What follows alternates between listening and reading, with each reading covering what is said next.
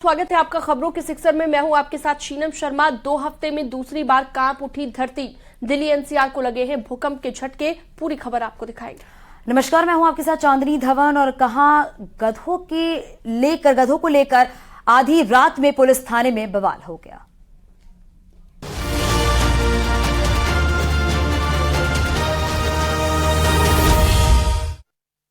Delhi NCR समेत उत्तर भारत की धरती भूकंप के झटकों से फिर कांप उठी है। सवाल ये है कि बार बार भूकंप क्यों आ रहे हैं? कहीं ये बड़े खतरे की आहट तो नहीं है?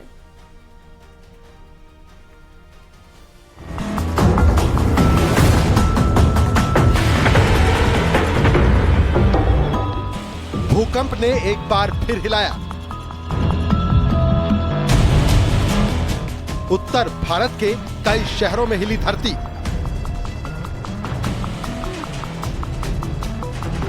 दो हफ्ते में दूसरी बार दिल्ली एनसीआर में भूकंप के झटके महसूस किए गए, जिसके बाद लोग दहशत में आ गए। दिल्ली से लेकर गाजियाबाद, नोएडा से लेकर फरीदाबाद तक में धरती अचानक कांपी। दिल्ली एनसीआर ही नहीं, उत्तर भारत में भी कई जगहों पर धरती में कंपन आया।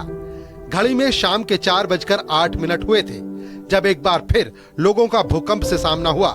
भूकंप की तीव्रता रिक्टर स्केल पर 3.1 मापी गई। एक हफ्ते पहले भी आए थे और अब बार बार आ रहे हैं और जल्दी आ रहे हैं। अच्छा नहीं है देश और ये देश के लिए अच्छा नहीं है। कहीं ना कहीं चिंता है इस चीज से। बहुत ज्यादा दहशत है। रात को भी ऐसे होता है कि मतलब पता नहीं सुबह हो कि ना हो, बस ईश्वर की प्रार्थना करते सोते हैं और ईश्वर की जो है कि सब पूरे संसार में सुख शांति बनी रहे। अभी 2 हफ्ते पहले भूकंप ने धरती को जोर से हिलाया था, जिसकी दहशत पूरे उत्तर भारत ने देखी। इस भूकंप का केंद्र नेपाल था। गनीमत ये रही कि भारत में भूकंप ने कहर नहीं बर पाया। 3 अक्टूबर को आए इस भूकंप की तीव्रता 6.2 मापी गई थी। इसके झटके इतनी तेज थे कि लोग घर और दफ्तरों से बाहर निकलकर सड़क पर निकल आए। उस दिन 4 बार भूकंप आया था। अफगानिस्तान की धरती तो लगातार भूकंप से दहल रही है। आज भी अफगानिस्तान में भूकंप आया है। पश्चिमी अफगानिस्तान में 6.3 तीव्रता के भूकंप के तेज झटके महसूस किए गए। इससे पहले 7 अक्टूबर को अफगानिस्तान में भूकंप आया था। तब 1000 से ज्यादा लोगों की मौत हुई थी। आखिर भूकंप आने की वजह क्या है? दरअसल धरती के अंदर का भाग अलग अलग प्लेटों से मिलकर बना है। इन्हें टेक्टोनिक प्लेट कहा जाता है। ऐसी 7 टेक्टोनिक प्लेटें हैं। अक्सर ये प्लेटें खिसकती रहती हैं, जिसके बाद धरती कांपने लगती है। Bureau report, news 18।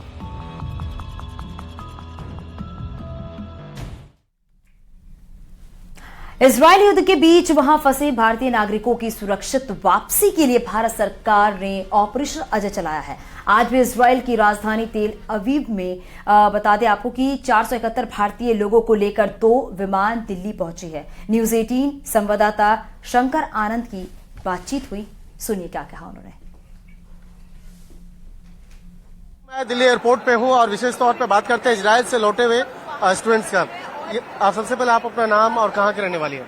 मैं दिव्या मिश्रा, मैं पीएचडी स्टूडेंट हूँ इजराइल में, बेन गुरियन यूनिवर्सिटी में, और मैं फर्रुखाबाद से यूपी से। जो जिस तरह से अचानक वहाँ पे हालात बने, डर और खौफ तो रहा ही होगा निश्चित तौर पे। परिवार के भी सारे सदस्य परेशान हो रहे हैं। वो हम उस तरह के माहौल में कभी रहे नहीं है, तो हाँ रहा तो 7 अक्टूबर को थोड़ा ज्यादा था। तो वहाँ से जब कैसे परिवार वालों से बातचीत हो रही थी, किस तरह से सब कुछ चल रहा था, ऑन कॉल था, बात तो हो रही थी। तो किस तरह से आप इस पूरे घटनाक्रम को देख रहे हैं? डेफिनेटली बहुत रिलैक्स फील कर रहा हूँ, अच्छा फील कर रहा हूँ। अपने कंट्री आया हूँ, जाहिर है अच्छा लग रहा है। मदरलैंड आया हूँ। भारत सरकार के द्वारा ऑपरेशन अजय चलाया गया। ऑपरेशन अजय के तहत उन तमाम यात्रियों को, तमाम लोगों को भारत लाया जा रहा है जो भारत मूल के हैं लेकिन इजराइल में वहाँ पर थे। तो किस तरह से आप देखते हैं कि भारत सरकार की ये जो पहल है, इसको आप कैसे देखते हैं? बहुत सराहनीय पहल है और बहुत प्रॉम्प्ट उन्होंने रिस्पॉन्स लिया। मुझे अभी भी यकीन नहीं हो रहा कि मैं इंडिया में हूँ।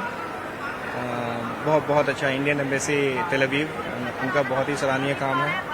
अभी भी वो कर रहे हैं, पूरी रात वो फुल डे काम कर रहे हैं। मैं मैं बहुत अप्रिशिएट करूंगी इसको। मैं मतलब मोदी सरकार को, मिनिस्ट्री ऑफ एक्सटर्नल अफेयर्स, जो भी इसमें डायरेक्टली इनडायरेक्टली सरकार या जो भी लोग इसमें इन्वॉल्व थे, मैं उनको तहे दिल से थैंक यू कहना चाहूंगी, क्योंकि बहुत स्मूथ प्रोसेस था।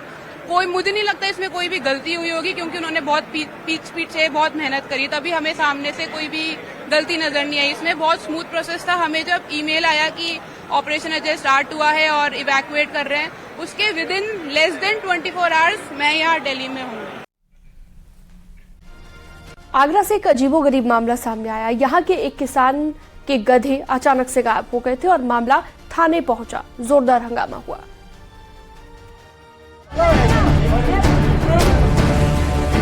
इस गाड़ी में 2 गधों को चढ़ाया गया है, लेकिन अब इन्हीं गधों की वजह से घमासान छिड़ा हुआ है। आधी रात में 2 पक्ष एक दूसरे पर आग बबूला दिखाई दे रहे हैं। दोनों पक्षों के लोगों में भारी गुस्सा है। पुलिस भी मौके पर मौजूद है, लेकिन वो भी बीच बचाव करने में लगी है। लेकिन दोनों पक्ष हैं कि मानने को राजी नहीं है। वो एक दूसरे पर आरोप लगा रहे हैं।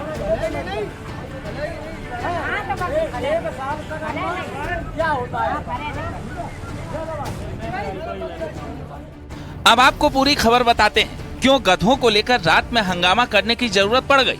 दरअसल थाना पिनहट के थरी मोहल्ले में एक किसान के गधे अचानक गायब हो गए थे, जिसके बाद किसान को खबर लगी कि उसके गधे जैसे दिखने वाले पशुओं को फिरोजाबाद में देखा गया है। किसान ने मौके पर जाकर अपने गधों की पहचान भी कर ली। वो पुलिस थाने पहुंचा और चोरी का आरोप लगाते हुए गधों को बरामद करने की गुहार लगाई। किसान के दोनों गधों को पुलिस बरामद कर थाने पर ले आई, जहां दोनों पक्षों में जमकर हाई वोल्टेज ड्रामा चला। कुछ दिनों पहले किसान महेंद्र सिंह के 2 गधे खेत में चरने गए थे, लेकिन वो उसके बाद घर नहीं पहुंचे। उनका कोई अता पता नहीं चल पा रहा था। महेंद्र सिंह ने गधों को खोजने के लिए तरकीब अपनाई और वो गधे खरीदने के बहाने निकल पड़ा। उसे पता चला कि उसके गधे फिरोजाबाद के रामनगर निवासी अमर सिंह के यहाँ देखे गए हैं, जिस पर वो गधा खरीदने के बहाने उसके घर पहुंचा और अपने दोनों गधों को पहचान लिया। उसके बाद महेंद्र ने अमर को पूरी बात बताई, जिसके बाद तो दोनों के बीच झगड़ा शुरू हो गया। महेंद्र पिनहट थाने पहुंचा और गधे चोरी का आरोप लगाते हुए पुलिस से शिकायत कर दी। महेंद्र की शिकायत पर पुलिस ने संज्ञान लिया और फिरोजाबाद से दोनों गधों को बरामद कर लिया।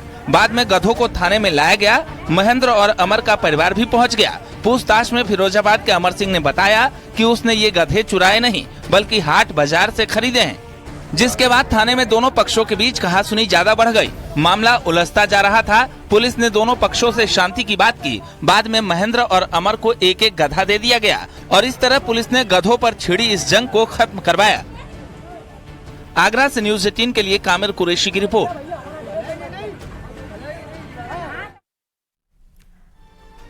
और यहाँ रुकिए छोटे से ब्रेक, जल्द लौटते हैं।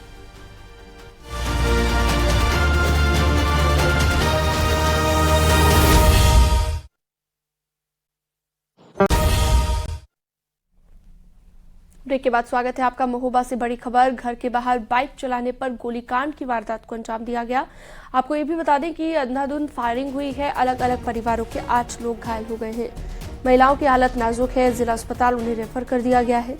पनवाड़ी थाना क्षेत्र के बेदों गांव की ये घटना है। तो बड़ी खबर, बेदों गांव की ये घटना, जहां पर अलग अलग परिवार के 8 लोग घायल हो गए हैं। घर के बाहर बाइक चलाने को लेकर विवाद हुआ, जिसके बाद फायरिंग हुई। तो गोलीकांड की इस वारदात से हड़कंप मच गया है इलाके में और अलग अलग परिवार के 8 लोग इस घटनाक्रम में घायल हुए।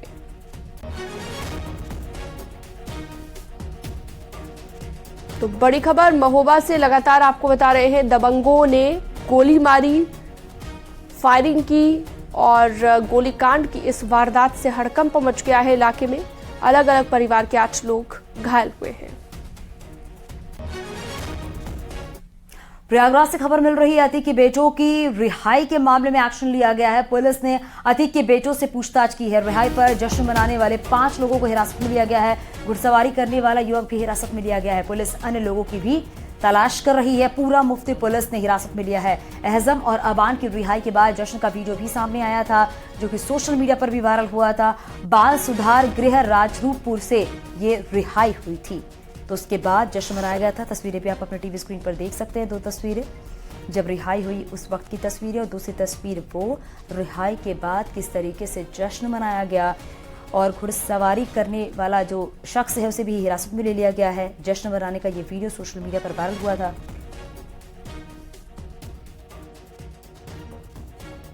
माफिया अतीक अहमद के बेटों के बाल सुधार गृह से रिहा होने के बाद मनाए गए जश्न को लेकर अब पुलिस एक्शन में नजर आ रही है। पूरा मुफ्ती थाना पुलिस ने जश्न मनाने वाले 5 युवकों को हिरासत में लिया है। इसमें घुड़सवार युवक के साथ ही साथ बुलेट सवार और आतिशबाजी करने वाले युवक हिरासत में लिए गए हैं। दरअसल 9 अक्टूबर को सुप्रीम कोर्ट के दखल के बाद प्रयागराज पुलिस ने कड़ी सुरक्षा के बीच दोनों बेटों को रिहा किया था। दरअसल बाल कल्याण समिति ने रिहाई का आदेश दिया था। उसी के तहत बच्चों की सुपुर्दगी एहजम और आबान की सुपुर्दगी उनकी बुआ यानी कि अतीक अहमद की बहन परवीन अहमद कुरैशी को सौंपी गई थी, जिसके बाद उन्हें हटवा ले जाया गया था। हटवा ले जाए जाने के दौरान ही ये वीडियो बनाया गया था और ये वीडियो वायरल किया गया था, जिसमें इस तरह की बातें कही गई थी कि शेर आया। इसके साथ ही साथ कुछ आतिशबाजी की गई थी, जश्न मनाया गया था और रील के रूप में यह वीडियो सोशल मीडिया पर वायरल हो रहा था। हालांकि इस वीडियो के बारे में पूछताछ में अतीक अहमद के बेटों एहजम और आबान ने साफ तौर पर इनकार किया है कि वह किसी को नहीं पहचानते हैं और उनके किसी साथी ने यह वीडियो नहीं बनाया है।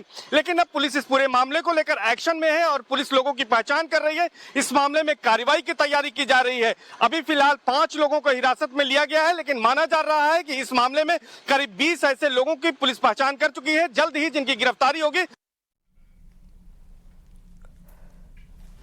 बदायूं में 8 साल के मासूम की कुकर्म के बाद हत्या के मामले को लेकर परिजनों ने थाने का घेराव किया। इस दौरान हाईवे पर भी जाम लगाया गया।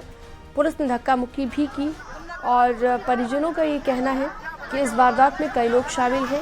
पुलिस उन्हें बचा रखी है। फैजगंज बेहटा इलाके से बुधवार को मासूम का अपहरण किया गया था।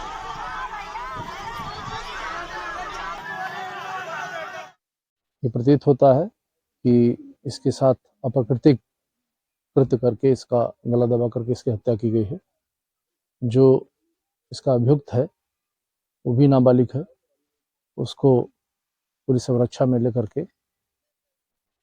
न्यायालय पेश किया जा रहा है और इसमें साक्ष्य संकलित करके आगे की कार्रवाई की जा रही है। और यहाँ कहीं छोटे से ब्रेक के लिए जल्द लौटते हैं।